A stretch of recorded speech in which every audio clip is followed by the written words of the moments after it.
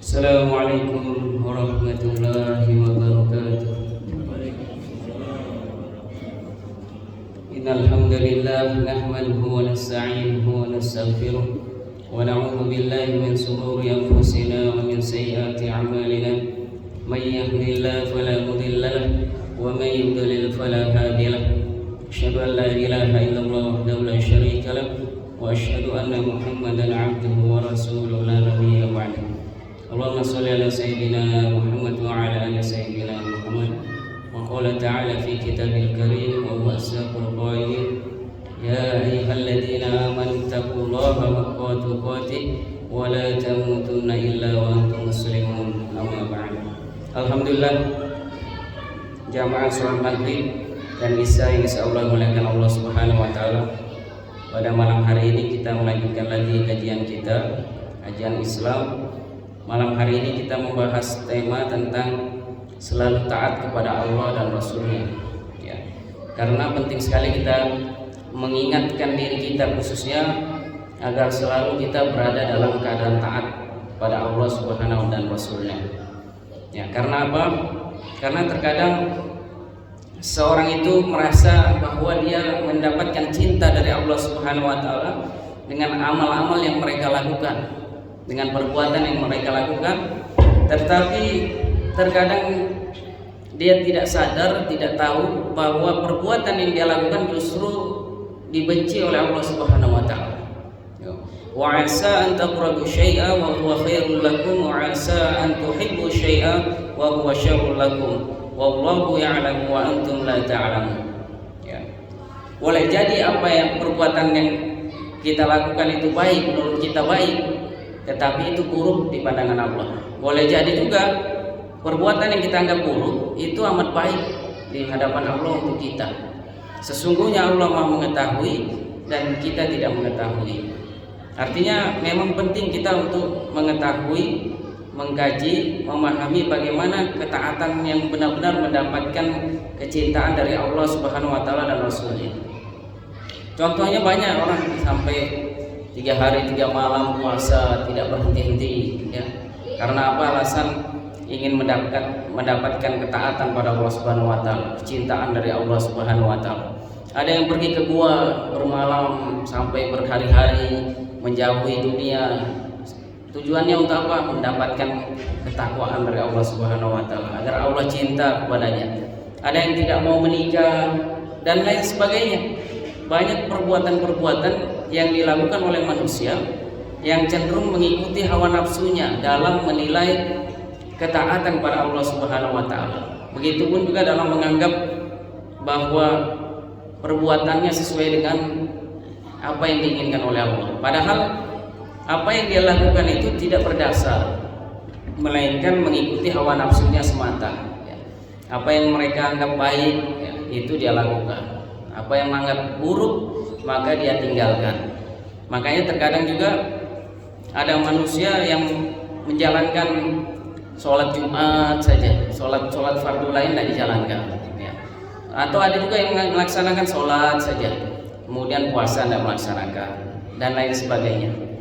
Jadi semua aktivitas kita pada dasarnya, ya, kita menginginkan mendapatkan keutamaan kepada Allah Subhanahu wa taala dan Rasulnya.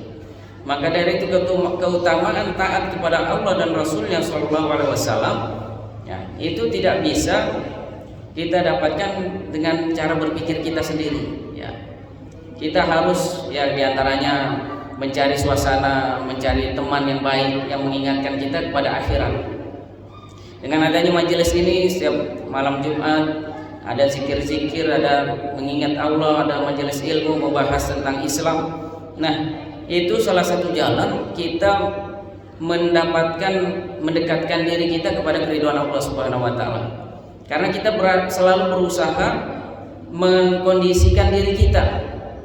Sehari-hari kita sibuk dengan urusan dunia kita, urusan rumah tangga, urusan kantor kita, ataupun urusan pekerjaan kita, urusan usaha kita. Maka kita juga harus ingat bahwa ada bekal yang lebih utama daripada semua itu, ya. Yakni yaitu persiapan kita menuju akhirat, ya. Apa yang harus kita persiapkan, ya tidak bisa dan tidak lain adalah menambah pengetahuan kita. Ilmu kita di bidang akhirat itu juga harus kita tambah, agar kita selalu termotivasi untuk taat kepada Allah Subhanahu wa taala. Kalau kita selalu disibukkan dengan dunia setiap hari, akhirat kita lupakan, dan bahkan akhirat itu kita berikan waktu sedikit kita, sisa-sisa waktu kita, ya. Sisa-sisa waktu kita baru kita akhirat. Padahal justru malah harusnya sebaliknya. Harusnya itu kita siapkan semua waktu kita, perbanyak waktu kita, semua aktivitas kita itu ya tujuannya untuk akhirat, perbanyak untuk ibadah sebenarnya. Kemudian kalau ada selebihnya ya untuk urusan dunia kita. Karena kita di dunia ini hanya sementara, ya. Kullu nafsin dha'iqatul maut, tiap-tiap yang bernyawa pasti akan mati. Ini terkadang kita lupa. Terkadang kita lupa bahwa kita semua akan kembali kepada Allah Subhanahu wa taala. Sehingga kita sibuk urusan dunia. Ya. Sepekan yang lalu, ya, ibu mertua saya tiba-tiba meninggal. Ya. Di subuh hari meninggal di dalam kamar. Ya. Artinya ajal kapan datang kepada kita dimanapun juga, di tempat apapun juga, tanpa izin, tanpa memberitahukan kepada siapapun juga. Begitupun dengan kita dititipkan oleh Allah Subhanahu wa taala fisik ini, ruh ini, untuk hidup di dunia ini sementara. Apa? Wa ma khalaqtul jinna wal insa illa liya'budun.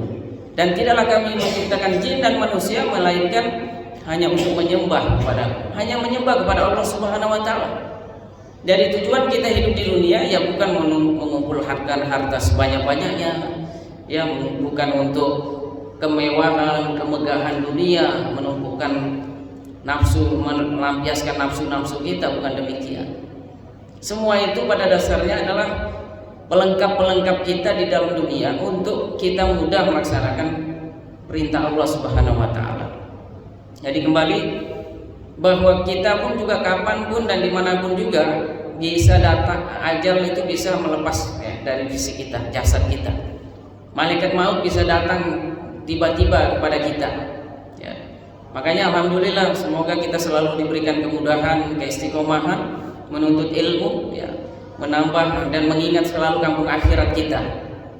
Karena tujuan kita akhirat. Ya. Tidak ada namanya tujuan kita dunia. Hari ini kita bernafsu terhadap dunia. Setelah dunia kita miliki, setelah dunia kita dapati, ternyata ya begitu-begitu saja.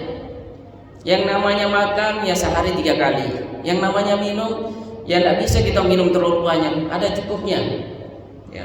Harta yang banyak ya tetap seperti itu aja, tidak bisa kita pakai, tidak bisa kita gunakan sesuai dengan kebutuhan kita, apa yang kita makan. Ya. Nah, jika kita ingin selalu mendapatkan ketaatan kepada Allah Subhanahu wa taala dan Rasulullah sallallahu alaihi wasallam, maka kita harus mendapatkan teman yang terbaik di akhirat, ya. Artinya kita harus mencari suasana yang selalu mengingatkan kita, ya, ya. A'udzubillahi minasyaitonir rajim. May yuti'illaha wa rasulahu fa ulaika ma'al ladzina an'ama Allahu 'alaihim minan nabiyyin was-siddiqin wasyuhada was-sholihin wa hasuna ulaika rafiqa. Di dalam surah An-Nisa ayat 69 yang artinya, dan barang siapa yang menaati Allah dan Rasulnya, mereka itu akan bersama dengan orang-orang yang dianugerahi nikmat oleh Allah, yaitu nabi-nabi, para siddiqin, orang-orang yang mati syahid, dan orang-orang yang soleh, dan mereka itulah teman yang sebaik-baiknya. Jadi di dalam ayat ini, surah An-Nisa ini, Allah Subhanahu wa taala secara tidak langsung mengingatkan kepada kita agar kita itu berteman dengan orang-orang soleh, orang-orang yang mengingat kepada Allah Subhanahu wa taala, orang-orang yang mengingat Rasulullah sallallahu alaihi wasallam. Ya, ketika kita berteman dengan mereka, maka kita akan terajak juga, tersuasana, mengingat juga Allah, mengingat Rasulullah sallallahu alaihi wasallam, mengingat kampung akhirat kita. Ya. Kalau kita berteman dengan orang yang tidak pernah mengingat Allah, tidak pernah mengingat Rasulullah sallallahu alaihi wasallam, bagaimana kita bisa mengingat Allah? Ya. Itulah kehidupan ini. Makanya ada di antara nasihat yang paling berharga untuk kita adalah tentang masalah teman ini. Jika kita berteman dengan penjual minyak wangi, maka kita akan terasa ya bau wangian, bau harum, ya, parfum yang bukan milik kita, itu kita akan rasakan juga harumnya, kita akan nikmati, ya, kita akan bersih. Begitupun sebaliknya, kalau kita berteman dengan tukang las, ya, tukang bengkel, maksudnya yang mana dia disibukkan dengan lasnya, pekerjaan yang kotor-kotor, ya, otomatis kita juga bisa kena percikan api, ya, percikan debu-debunya akan mengotori pakaian kita. Ini sebuah perumpamaan saja bahwa ketika kita memang benar-benar rindu akhirat, nah, kita tidak bisa lepas dari namanya mencari teman yang terbaik, ya. Ya, maka dari itu ketika kita menaati Allah Subhanahu wa taala dan Rasulullah sallallahu alaihi wasallam, maka kita akan dianugerahi rahmat Allah, ya. Jalannya seperti itu. Ya. Ketika kita memudahkan langkah kita ke masjid, mendengarkan majelis taklim, mendengarkan tausiah yang disampaikan oleh ustaz, teringat lagi kita nasihat-nasihat tentang akhirat. Ya. Kita ingat lagi bagaimana perbuatan kita, ya, bagaimana caranya kita bahagia di dunia dan akhirat, dan kemudian kita juga ingat bahwa sesungguhnya orang yang memudahkan langkahnya ke majelis ilmu, maka Allah akan mudahkan langkahnya ke surga. Ya. Jadi ketika kita memudahkan langkah kita untuk menuntut ilmu, maka kita akan dimudahkan oleh Allah Subhanahu wa taala menuju surganya. Ya. Masya Allah.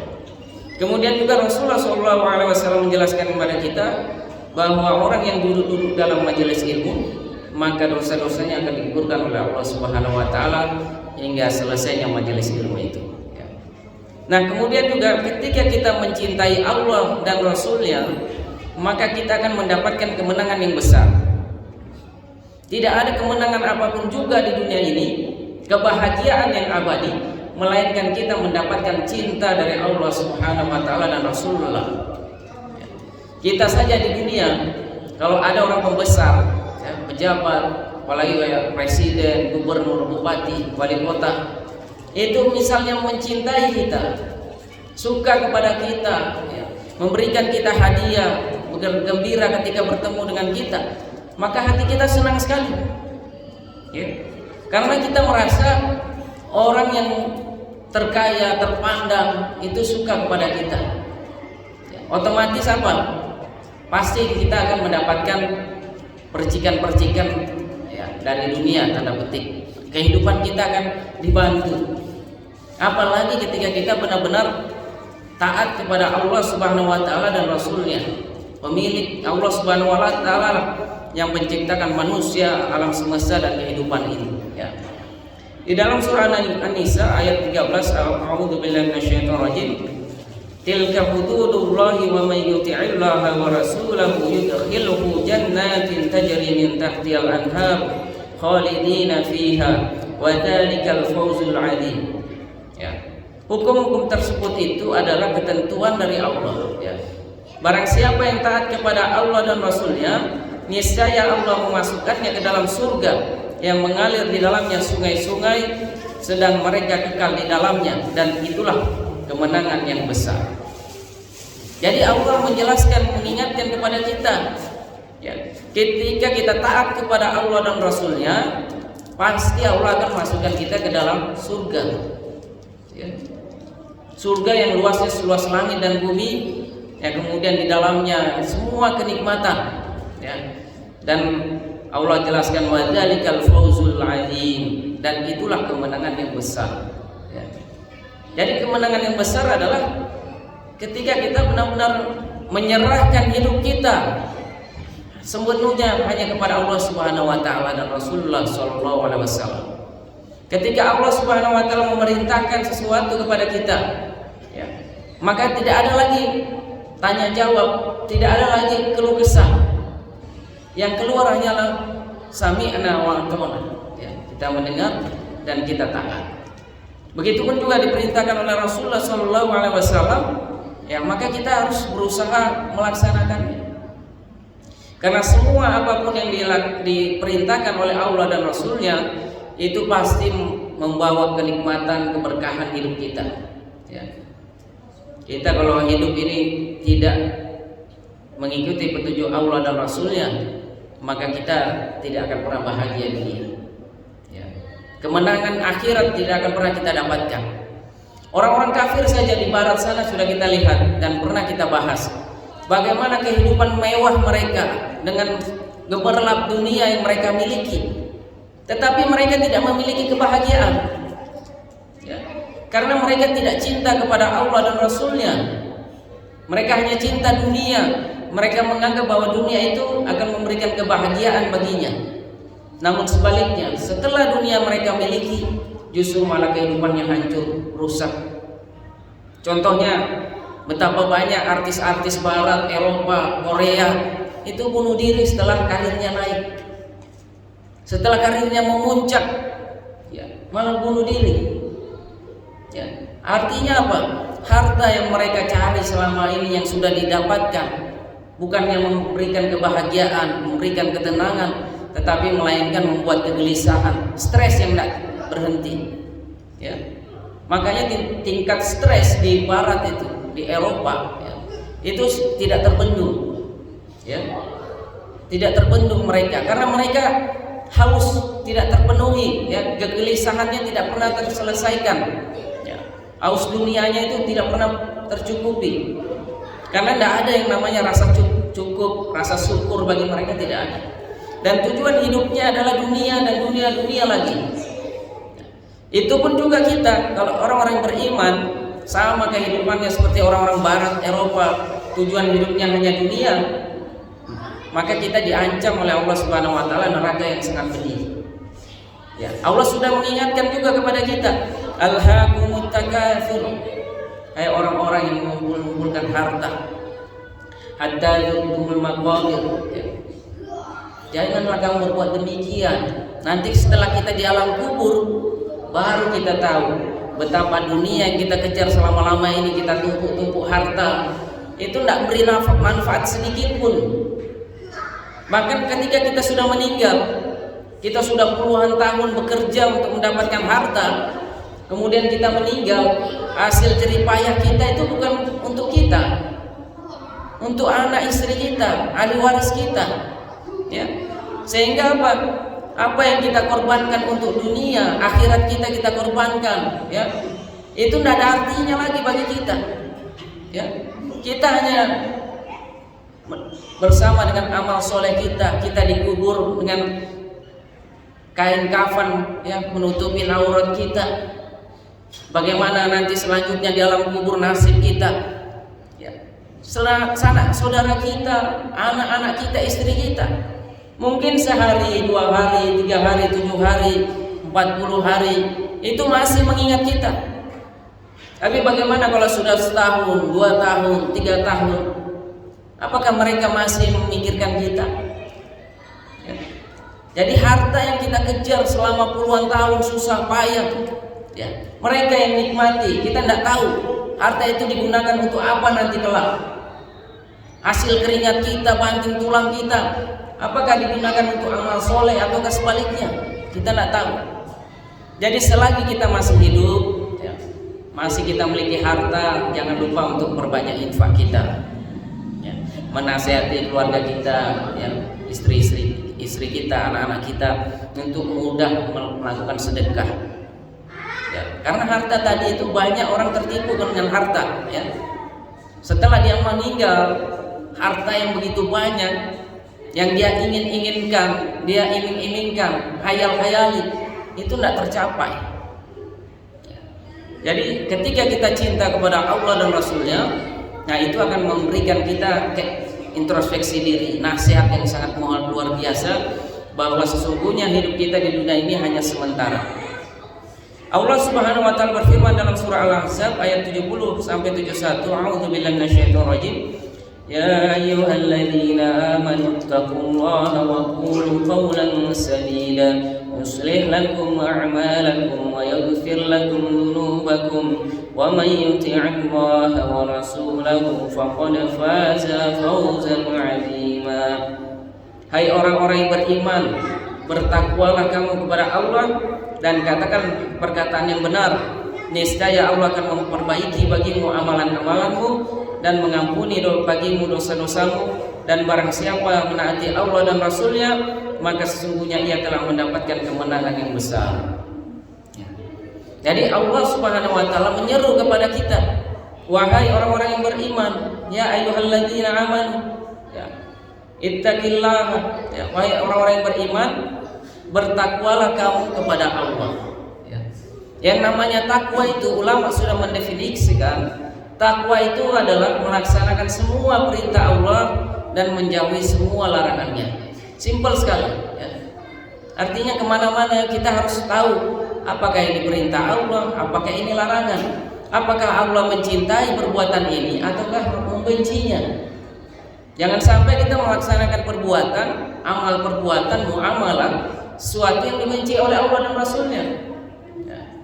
Begitupun sebaliknya, ada perbuatan yang Allah ridhoi, mendatangkan rahmat Allah, tidak kita laksanakan. Kita menganggap bahwa itu menyusahkan, nah, itu menyulitkan kita dan lain sebagainya. Ya.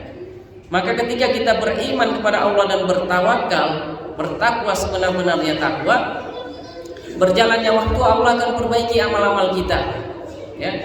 Perbuatan kita sedikit demi sedikit diperbaiki oleh Allah Subhanahu wa taala. Ketika kita hidup sehari-hari yang biasanya kita tidak tahu bahwa melakukan ini mendapat pahala besar, berjalan waktu kita ngerti, oh iya ternyata melaksanakan ini pahalanya besar. Akhirnya kita terbiasa, sedikit demi sedikit perbuatan kita bersandar sesuai dengan perintah Allah dan Rasulnya. Kemudian ketika kita mendekat kepada Allah Subhanahu wa taala, itu dosa-dosa kita akan diampuni oleh Allah. Ya. Maka tidak ada yang paling kita senangi adalah dosa-dosa kita diampuni Allah. Ya. Karena semua manusia tidak ada yang tidak berdosa. Ya. Kecuali Rasulullah SAW yang maksum tanpa dosa. Sebelum dan sesudah Rasulullah bersih dari dosa.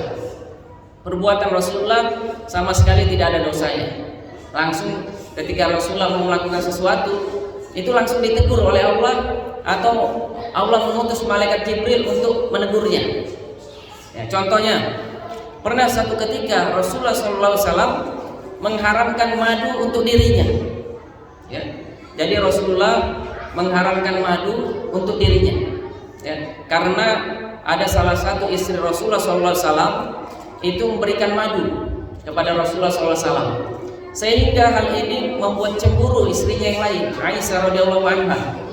Jadi Aisyah radhiyallahu anha kala itu melihat Rasulullah membawa madu, itu sangat marah sekali. Akhirnya madu itu dilempar sama tempat-tempatnya, pecah. Maka Rasulullah SAW mengatakan, hari ini, saat ini, ya, dengan kondisi kejadian ini begitu, saya mengharamkan madu atas diri saya. Langsung turun perintah Allah, Al-Quran. Janganlah kamu mengharamkan apa-apa yang baik yang Allah berikan kepadamu. Ya. Jadi tidak boleh. Ini contoh, ya, bahwa ada perbuatan yang menurut kita itu baik, tetapi boleh jadi perbuatan itu buruk. Ya. Jadi tidak boleh kita sesuai dengan nafsu kita. Kalau kita tidak ada yang negur kita, ya kan? Tidak ada malaikat Jibril datang, Allah tidak berikan teguran langsung. Kalau Rasulullah SAW mau melakukan kesalahan langsung tertegur, langsung dikoreksi. Nah, kita bablas saja kita. Makanya disitulah pentingnya kita kumpul bersama orang-orang yang selalu hatinya terpaut masjid, majelis zikir, ya, nasihat menasihati, ya. Wal asr, demi masa, innal insana lafi khusr. Sesungguhnya manusia dalam keadaan rugi, illal ladzina amanu, kecuali orang-orang yang beriman, wa amilus sholihat, dan beramal soleh, wa tawassaw bil haqq, saling nasihat menasihati dalam kebaikan, wa tawassaw bis sabr, saling nasihat menasihati dalam kesabaran. Jadi kita memang butuh namanya nasihat, karena namanya manusia, kita tadi saya katakan kita tidak luput dari namanya kesalahan. Makanya Allah Subhanahu wa taala Maha Rahimnya, Maha Pengampunnya kepada orang-orang yang beriman.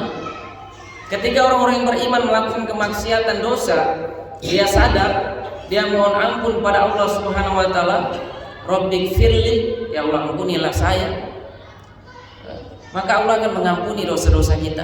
Ya.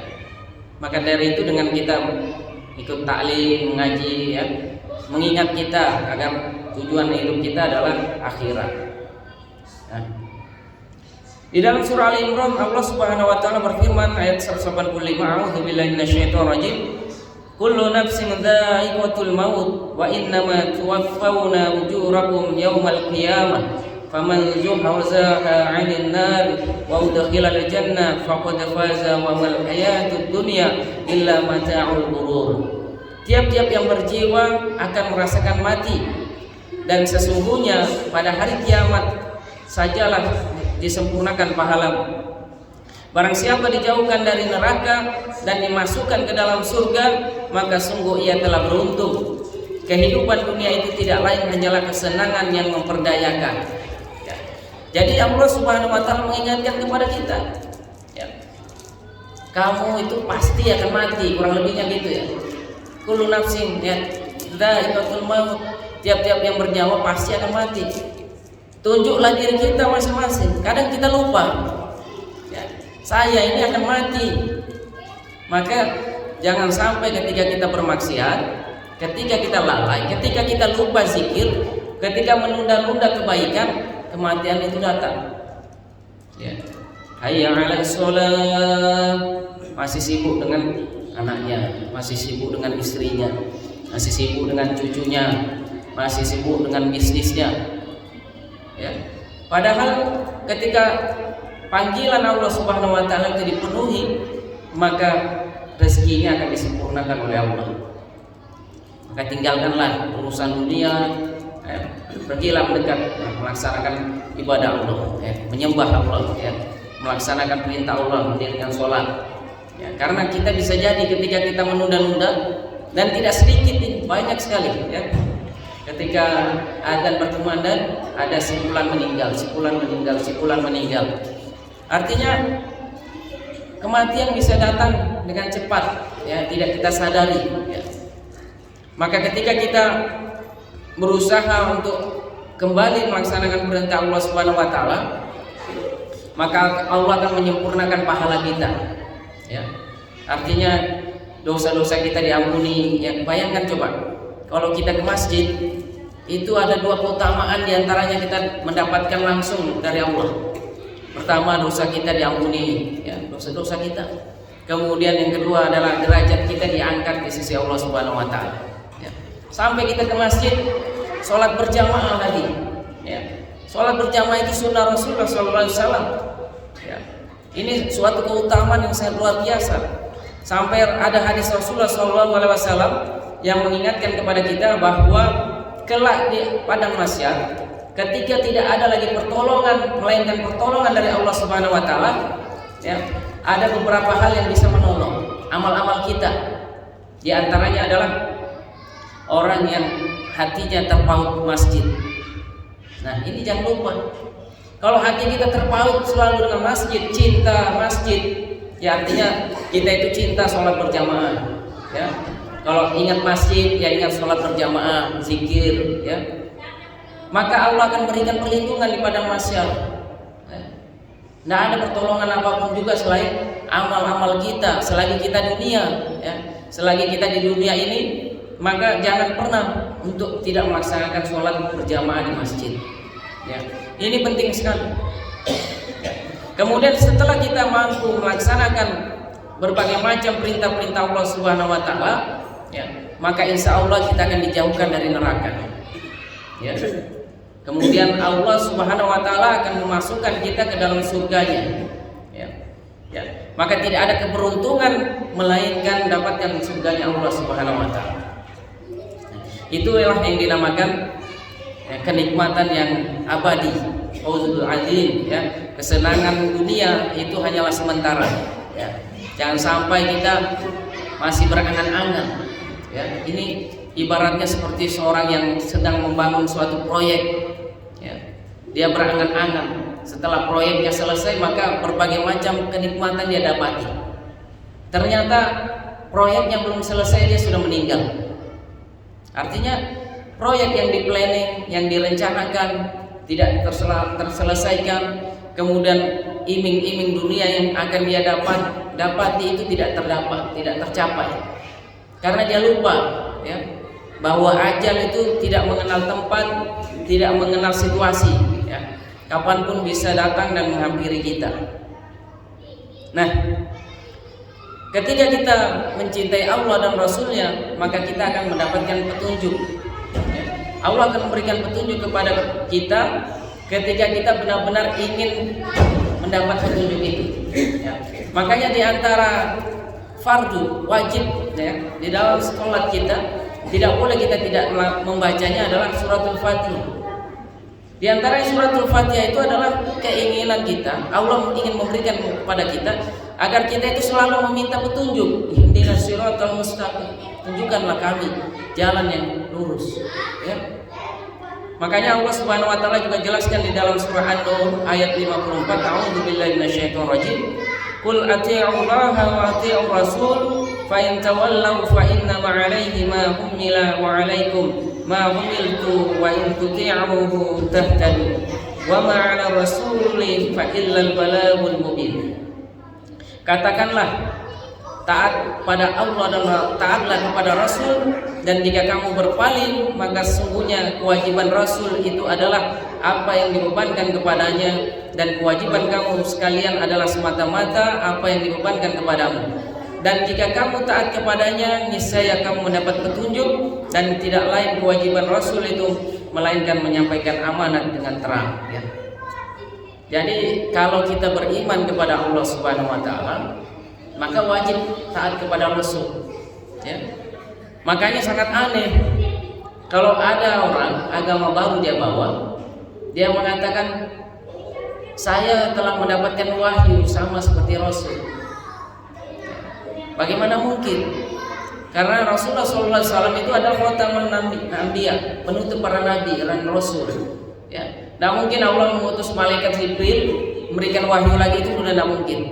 Karena Al-Quran ini sudah sempurna, Islam ini sudah sempurna. Rasul SAW adalah nabi dan rasul penutup ya. Artinya sudah tidak ada lagi nabi dan rasul. Tapi anehnya setiap ada yang mengaku nabi dan rasul, selalu ada pengikutnya banyak ya.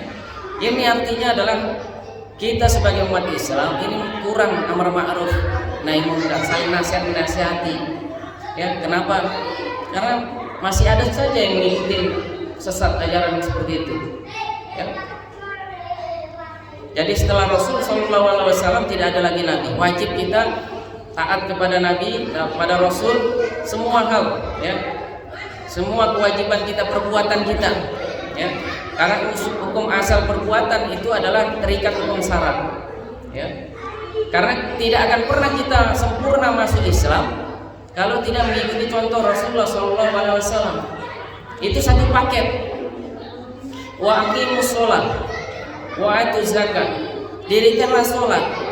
Kita cari di Al-Quran, tidak akan pernah kita ketemu sholat itu ada 5 waktu, tidak akan pernah ketemu ya. Kemudian juga kita tidak akan tahu kalau misalnya sholat isya itu 4 rakaat, sholat subuh 2 rakaat, sholat maghrib 3 rakaat ya, sholat duhur, sholat asar 4 rakaat. Itu tidak akan pernah kita dapati di dalam Al-Quran dari ayat pertama sampai akhir ya. Penjelasan secara detail itu tidak ada. Makanya hanya kita dapati di dalam hadis Rasulullah SAW. Makanya wajib kita taat kepada Allah dan taat juga kepada Rasulullah SAW. Nah, Rasulullah SAW itu menyampaikan wahyu dari Allah Subhanahu Wa Taala, amanat, ya, amanat dari Allah Subhanahu Wa Taala, ya, agar kita umat manusia mengikut Nabi Muhammad SAW mendapat petunjuk tadi. Jadi kalau sudah ada petunjuk dari Rasulullah, maka itulah yang terbaik. Ya, tidak ada petunjuk selain dari Rasulullah SAW. Nah, kemudian sebab turunnya rahmat. Ya. Ketika kita taat kepada Allah dan Rasulnya, maka Allah akan mencurahkan rahmat kepada kita. Ya. Rahmat itu ya tadi seperti di awal saya katakan, ada ketenangan hati, ada rasa bersyukur, ada rasa kecukupan, ada rasa selalu untuk mendekat kepada Allah Subhanahu wa taala. Itulah rahmat. Sebagaimana Allah jelaskan di dalam surah Al-Imran ayat 132, a'udzubillahi minasyaitonir rajim, wa atii'ullaha wa rasulahu la'allakum turhamun. Dan taatilah Allah dan Rasulnya supaya kamu diberi rahmat. Ya. Ketika kita taat kepada Allah dan Rasulnya, ya, pasti akan Allah turunkan rahmat. Bahkan Allah Subhanahu wa taala jelaskan, ya, andaikan di sisimu itu ada Rasulullah SAW, masih ada Rasul sallallahu alaihi wasallam, maka Allah tidak akan menurunkan azabnya. Ya, karena ada Rasulullah sallallahu alaihi wasallam, Allah tidak akan menurunkan azabnya. Ya. Makanya ketika Rasulullah sallallahu alaihi wasallam sudah tidak ada, maka kita mengambil apapun yang dibawa, yang ditinggalkan oleh Rasul sallallahu alaihi wasallam. Karena Rasulullah sallallahu alaihi wasallam tidak meninggalkan harta yang banyak kepada kita, tidak meninggalkan harta, tidak meninggalkan berlian, emas, dirham. Ya. Yang Rasulullah sallallahu alaihi wasallam tinggalkan kepada kita adalah ilmu. Ya. Ilmu itulah yang makanya kita wajib mengambilnya, mempelajarinya. Ya. Kalau kita mengambil ilmu dari Rasulullah sallallahu alaihi wasallam, maka tidak akan pernah cukup waktu kita. Ya. Seberapa banyak waktu yang kita miliki untuk menggali ilmu dari Rasulullah SAW, maka tidak akan pernah cukup. Betapa luasnya ilmu yang diberikan oleh Rasulullah SAW. Ya. Makanya jangan kebalik kita dalam dunia ini. Ya. Sisa-sisa waktu kita gunakan untuk akhirat kita, jangan. Sisa-sisa akhir waktu kita itu yang kita harus gunakan untuk dunia kita. Ya. Nah, inilah dunia kapital sekarang.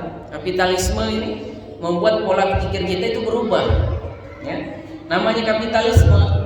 Jadi pola pikir yang dibangun atas dasar baik buruknya itu menurut akal manusia. Itulah kapitalisme. Sehingga kehidupan kita sehari-hari yang dianggap itu baik adalah ketika memiliki harta yang banyak, jabatan yang tinggi, mobil yang mewah, ya, rumah yang megah, besar. Nah, itulah pandangan orang-orang kapitalis. Berbeda sekali dengan orang-orang yang beriman, yang taat kepada Allah dan Rasulullah. Ya. Rasulullah SAW bersabda, "La yudakhilu ahadan minkum amaluhul jannah, wa la yudiruhu minan nar, wa la ana illa birahmatin minallah." Tidaklah amal perbuatan seseorang yang bisa memasukkannya ke dalam surga dan menyelamatkannya dari neraka, tidak juga aku kecuali dengan rahmat Allah. Jadi perbuatan kita pada dasarnya, apa yang kita lakukan bukan otomatis mengantarkan kita ke surga. Dalam artian itu kita harapkan adalah rahmat dari Allah, amalan kita ini. Ya. Karena kalau Allah sudah memberikan rahmat, menerima amal kita, maka kita akan masuk surga. Makanya syaratnya tadi, syarat mendapatkan rahmat dari Allah yang pertama taat kepada Allah dan taat kepada Rasulnya. Ya. Nah, mungkin kita dapat rahmat Allah, ya, kemudian tiba-tiba mendapat orang ada berdiam diri di gua 40 hari 40 malam, menahan makan, minum, kemudian seolah-olah dia ngomong dapat wahyu, dapat rahmatnya. Tidak mungkin. Kemudian ada orang puasa 3 hari 3 malam, tidak buka, kemudian dapat rahmat. Tidak mungkin. Karena tidak akan pernah mungkin, ini harus digarisbawahi, tidak akan pernah ada rahmat semua amal perbuatan yang bertentangan dari syariat Allah. Ya, itu mafhum mukhalafahnya. Mafhum mukhalafah dari taat kepada Allah artinya adalah ketika dia tidak taat kepada Allah, maka tidak mungkin Allah memberikan rahmat. Ya. Karena kebodohan kita kadang di masyarakat, orang yang tidak pernah ke masjid, ya, kehidupannya tanda petik tidak jelas, ya. Kemudian tiba-tiba dijadikan orang suci. Nah, ini banyak kejadian ini. Ya. Tidak pernah baca Qurannya tidak jelas, ya, tidak pernah ke masjid lah sebelum-sebelumnya. Kemudian ada orang-orang yang provokasi, wah itu orang suci itu. Ya, karena kenapa? Karena ucapannya itu benar. Saya kemarin dapat omongan begini-begini, ikutin arahannya dia, usaha saya lancar. Tiba-tiba berkembang di masyarakat juga langsung ikut-ikutan mensucikan dia, menganggap dia orang yang paling benar.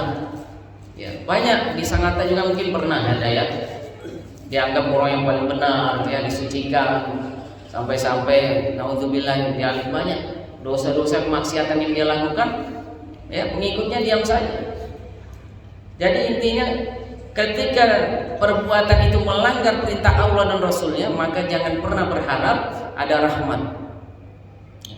Jadi yang digarisbawahi tadi, ketika kita taat kepada Allah dan Rasulnya, pasti Allah akan menurunkan rahmat kepada kita. Imam An-Nawawi berkata dalam Syarah Sahih Muslim juz 17 ya, halaman 294 yang artinya, ketahuilah sesungguhnya mazhab Ahlus Sunnah, pahala, siksa, kewajiban, pengharaman dan jenis-jenis taklif tidak ditetapkan berdasarkan akal. Semuanya dan yang lainnya tidak ditetapkan kecuali dengan syariat. Ya. Mazhab Ahlus Sunnah juga sesungguhnya Allah Subhanahu wa taala tidak mewajibkan apapun atas dirinya. Maha tinggi Allah Subhanahu wa taala, namun alam adalah kerajaannya. Dunia dan akhirat berada di dalam kekuasaannya, dan dia berkehendak melakukan apa saja di dalam keduanya. Seandainya dia menyiksa semua orang yang taat dan soleh dan memasukkan mereka ke dalam neraka, maka hal itu merupakan keadilan darinya. Dan seandainya dia memuliakan mereka dan memberikan kenikmatan kepada mereka dan memasukkan mereka ke dalam surga, maka itu adalah anugerah darinya. Seandainya dia memberikan nikmat kepada orang-orang kafir dan memasukkan mereka ke surga, maka dia punya hak untuk melakukan hal itu. Hanya saja dia telah mengabarkan dan memberikan kabarnya adalah terpercaya bahwa dia tidak akan melakukan hal itu. Namun dia akan mengampuni orang-orang mukmin dan memasukkan mereka ke dalam surga dengan rahmatnya, dan menyiksa orang-orang munafik dan mengekalkan mereka di dalam neraka sebagai keadilan darinya. Jadi syarah dari Imam An-Nawawi dari hadis yang kita baca di atas tadi, bahwa Allah Subhanahu wa taala itu memiliki kehendak dan memiliki kekuasaan yang sangat luar biasa, ya, yang menciptakan alam semesta, manusia dan kehidupan ini. Allah bisa saja memasukkan orang-orang yang beriman itu ke dalam neraka itu atas kehendak Allah, ya. Dan Allah juga bisa memasukkan orang-orang yang beriman itu dalam surga. Itu semua atas kehendak Allah Subhanahu wa taala. Ya. Tetapi Allah Subhanahu wa taala jelaskan di dalam wahyunya bahwa Allah tidak akan pernah memasukkan ke dalam surga orang-orang kafir. Artinya adalah ketika orang itu tidak beriman kepada Allah Subhanahu wa taala, Allah tidak akan memasukkannya ke dalam surga. Rahmatnya tidak akan diberikan. Allah tidak akan memberikan rahmatnya, kasih sayangnya kepada orang-orang kafir, ya. Dan ketika orang-orang munafik, orang-orang ahli maksiat itu akan dimasukkan dalam neraka, ya. Terutama orang munafik, khalidina fiha abada, mereka masuk dalam neraka kekal selama-lamanya. Nah, bagaimana caranya datangnya kecintaan dan ampunan dari Allah Subhanahu wa taala?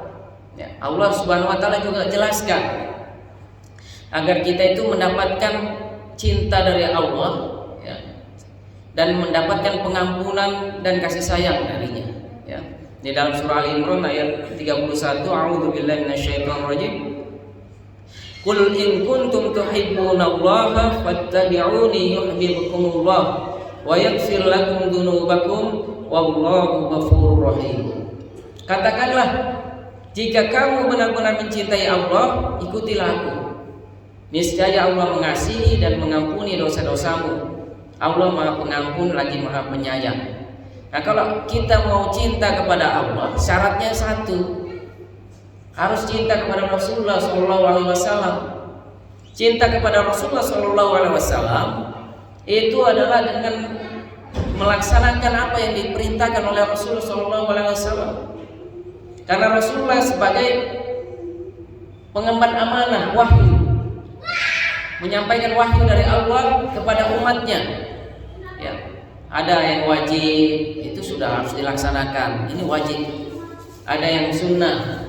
Ya, yang namanya sunnah itu bukan berarti definisinya kalau dilaksanakan itu dapat pahala, nak dilaksanakan dosa, nak demikian. Tergantung sunnahnya seperti apa. Tetapi ketika itu sunnah dari Rasul Shallallahu Alaihi Wasallam, maka sudah selayaknya kita melakukannya.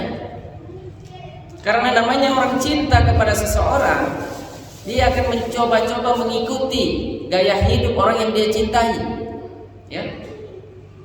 Kalau kita cinta kepada Rasulullah Shallallahu Alaihi Wasallam, maka gaya hidup, cara berpakaian, cara makan, cara komunikasi, ya, cara beradab Rasulullah Shallallahu Alaihi Wasallam itu juga kita berusaha untuk menirunya. Ya. Kalau kita cinta kepada istri kita, kepada orang-orang yang kita pandang layak kita cintai, maka kita berusaha untuk menyenangkan hatinya, mengikuti apa yang dia sukai. Namanya cenderungnya orang mencintai itu adalah mengikuti apa yang dicintai. Ya. Begitupun juga ketika kita mencintai Allah, maka wajib ya mencintai Rasulullah Shallallahu Alaihi Wasallam. Itu sudah tidak bisa ditawar lagi. Ya. Jadi Rasulullah Shallallahu Alaihi Wasallam itu memberikan ya, tata cara kita beramal ya, dalam kehidupan kita. Imam Ibnu Katsir di dalam tafsir Al-Qur'anul Azimnya ya, ketika menjelaskan suratul Al-Imran tadi ayat 31, Imam Ibnu Katsir menyatakan ayat ini merupakan pemutus atas siapa saja yang mengakui mencintai Allah Subhanahu wa taala, namun ia tidak berjalan di atas jalan Nabi Muhammad SAW, maka ia adalah pendusta dalam pengakuannya. Hingga ia mengikuti syariat Nabi dalam kehidupannya, di dalam seluruh perkataan dan perbuatannya. Ya. Jadi ayat di atas menjelaskan menurut Imam Ibnu Katsir, ya, pemutus siapa saja. Ya, jadi kalau ada orang mengaku mencintai Allah Subhanahu Wa Taala, namun tidak mencontoh Rasulullah Shallallahu Alaihi Wasallam, maka pada dasarnya dia adalah pendusta. Ya. Orang yang mengaku cinta kepada Rasulullah tapi tidak mengikuti sunnah Rasulullah, tidak mengikuti apa yang dianjurkan, diperintahkan oleh Rasulullah, maka dia adalah pendusta. Ya. Atau misalnya dia mau berbuat amal-amal sendiri, tidak dicontohkan oleh Rasulullah SAW. Contohnya tadi 40 hari 40 malam pergi ke gua. Untuk apa? Mencari ilham. Ya. Ada yang tidak nikah, ada yang berpuasa 3 hari 3 malam. Agar apa? Agar mendapatkan ilham dan lain sebagainya. Nah, itu semua tidak dicontohkan oleh Rasulullah SAW. Maka ketika dia mengaku mencintai Allah, maka dia pendusta. Ya. Dia pendusta. Dia tidak akan pernah diterima amalnya. Ya, karena yang namanya cinta, taat kepada Rasulullah SAW, perkataan dan perbuatannya harus mengikuti Rasul Shallallahu Alaihi Wasallam. Kehidupan Rasulullah dalam sehari-hari kita harus lihat. Makanya alhamdulillah ya, kita pengajian subuh ya, ada Ustadz Aufaki yang memberikan kajian Sirah Nabawi. Nah, itu penting sekali agar kita tahu bagaimana asal muasal, bagaimana turunnya wahyu, bagaimana kehidupan Rasul Shallallahu Alaihi Wasallam, bagaimana sehari-hari Rasul Shallallahu Alaihi Wasallam, bagaimana Rasulullah mendakwah sahabat-sahabatnya, bagaimana Rasulullah menjadi sebagai seorang suami, menjadi seorang kepala negara, ya. Bagaimana Rasulullah SAW mengajari umatnya, mengajari sahabat-sahabatnya. Nah, disitulah pentingnya belajar sirah, ya. Itu alhamdulillah, ya. Itu harus diikuti, ya. Diajak lagi teman-teman yang lain, ya, kerabatnya, tetangganya. Kalau perlu istrinya dibawa, tidak ada masalah. Kan ibu-ibu bisa di subuh hari kan kadang kegiatan kan kurang, ya kan. Kalau maghrib ini kan biasa padat, ya. Tapi kalau subuh misalnya hari Ahad ada waktunya, ya jangan lupa diajak anak-anaknya, istri, ya.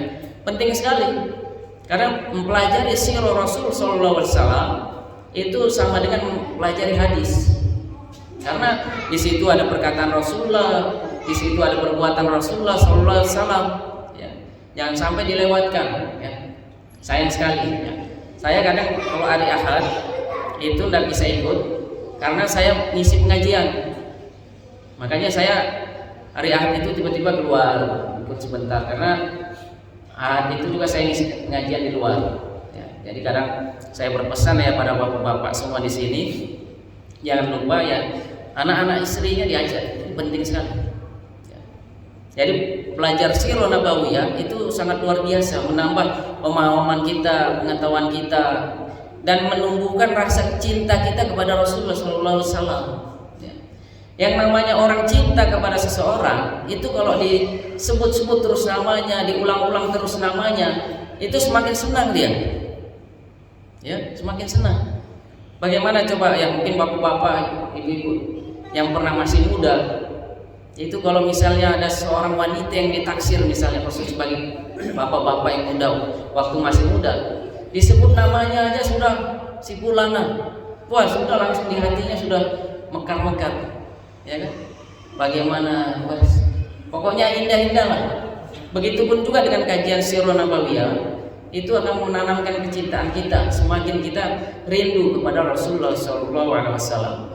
Karena tidak ada yang layak untuk dikaji kehidupannya melainkan Rasulullah SAW.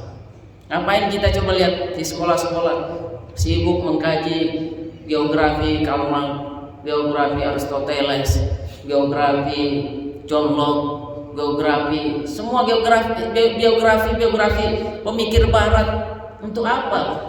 Ya, tidak ada artinya sebenarnya. Ya, di dalam pendidikan saat ini mereka juga tanda petik orang-orang yang tidak beriman kepada Allah dan tidak bisa dijadikan petunjuk suri tauladan. Yang kembalilah Rasulullah SAW bersabda, "Man 'amila 'amalan laisa 'alaihi amruna fahuwa raddun." Barang siapa yang mengerjakan suatu perbuatan yang tidak kami perintahkan, maka perbuatan itu tertolak. Ya. Jadi kalau kita tidak pernah mengkaji sirah Rasul SAW, memahami syariat Islam, jangan sampai kita melakukan perbuatan yang tidak ada dasarnya. Nah, ini yang bahaya, karena harus tahu kita. Ya, Rasulullah katakan, barang siapa mengerjakan suatu perbuatan yang tidak kami perintahkan, maka dia tertolak. Ya. Cuman yang memang harus diingat, di dalam pemahaman umat Islam itu terkadang ada perbedaan. Ya, jangan sampai ketika ada Ustadz A mengatakan ini tidak diajarkan Rasulullah, jangan langsung tiba-tiba wah selain yang ini berarti bid'ah. Nah, ini tidak boleh juga. Hati-hati, karena jangan sampai kita menolak sesuatu yang memang ada dasarnya dan itu perbuatan Rasul SAW. Karena kemudian di Ustadz lain misalnya membolehkan perbuatan ini sumbernya ada dari Rasul SAW. Makanya ketika sebagai penuntut ilmu itu tidak boleh fokus kepada satu ustadz saja. Ini bahaya nanti, karena memang ada namanya perbedaan di tengah-tengah kaum muslimin. Dan ketika ada perbedaan, kita harus menyikapinya dengan bijak, dengan baik. Ya, karena dua-duanya itu adalah ulama yang muktabar. Terkadang memang berbeda dalam menyikapi beberapa hal. Ya, jangan sampai kita menganggap bahwa dengan sebutan-sebutan yang tidak pantas. Nauzubillah ya. Perkara yang hebat bukanlah merasa mencintai Allah, akan tetapi kalian benar-benar dicintai oleh Allah. Ya. Jadi yang paling benar itu adalah para ulama terdahulu, mereka itu sampai membuat kata-kata hikmah ya, dalam karya-karya mereka. Perkara yang paling utama itu adalah bukanlah kamu merasa mencintai Allah, merasa dicintai Allah. Ya. Bukanlah kamu merasa dicintai Allah, ya. Akan tetapi Allah benar-benar mencintai kalian, ya. Karena kalau kita merasa dicintai Allah, belum tentu Allah mencintai kita, ya kan? Bagaimana Allah mau mencintai kita kalau kehidupan kita tidak terikat kepada Rasulullah SAW dalam kehidupan kita? Masih ada waktu? Nah. Mungkin kalau ada yang mau ditanyakan, diskusikan, silakan.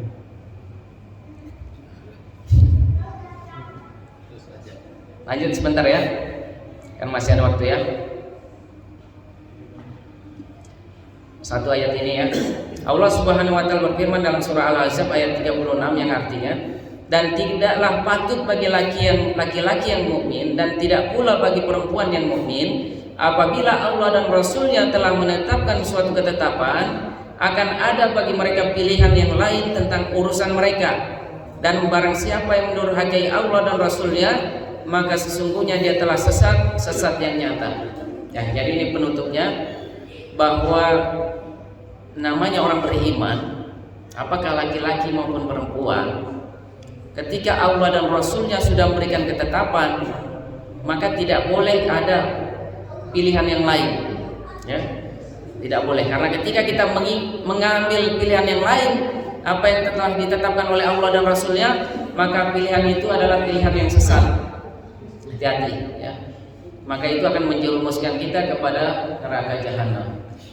Kurang lebihnya mohon maaf, ya. Kita istighfar 3 kali dan tutup dengan doa kafaratul majlis. Astagfirullahaladzim, astagfirullahaladzim, subhanakallah bihamdik, subhanakallah bihamdika, asyhadu an la ilaha illa anta, astaghfiruka wa atubu ilaik. Assalamualaikum warahmatullahi wabarakatuh.